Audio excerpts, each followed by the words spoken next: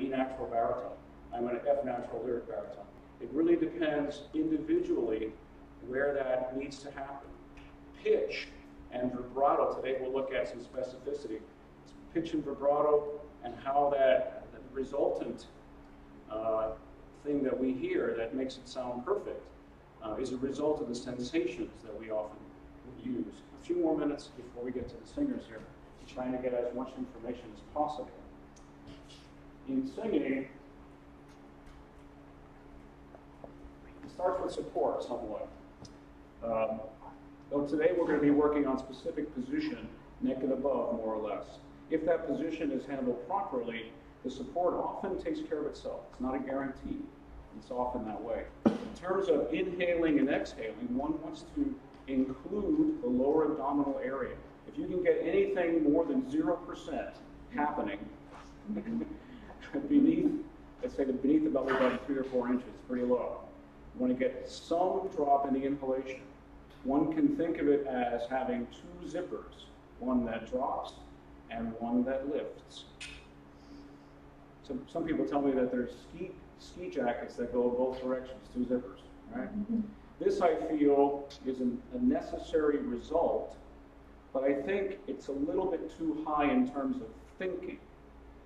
Dropping the zipper, lifting. So actually, when teachers say breathe low, lower, and lowest, it really shouldn't be that way. You want to include the low. The lungs don't sit that low. Yoga experts and Alexander technique experts actually admit that if you only breathe beneath the belt line, you only, fill up 1/3 of the lungs. They're right. They're right. So we want to include the lower abdominals when we inhale and exhale. So one can actually have the same gesture so long as the entire body fills up. We need to take as much breath as we need for each individual phrase. We don't have to tank up for all we're worth in every phrase. But for example, I'm a guy that believes, and I believe the majority of teachers believe that there should be resistance in a down and out fashion, which is to lean upon, appoggio. Okay? There are different functions in the body. Some muscles want to help you come in and tuck in, and others help you resist. We shouldn't impregnate the support when thinking in this angled resistance, flexibly grunting, including the lower abdominals. Okay, we want to have 2/3 of the support felt in the front of the body, 1/3 in the back of the body. This main muscle area above the pants line on either side of the spine, I believe, helps us most. We want to have 2/3 in the front, 1/3 in the back.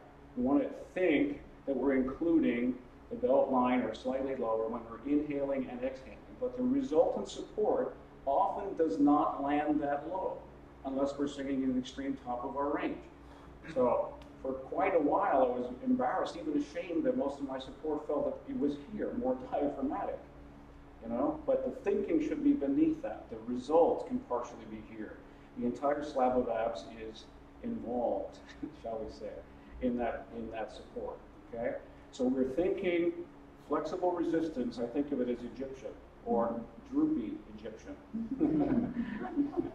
The body thins a millimeter at a time. Okay? But we think of resisting against that so it doesn't collapse an inch at a time. Okay? Briefly, before Jessica comes up, very patiently.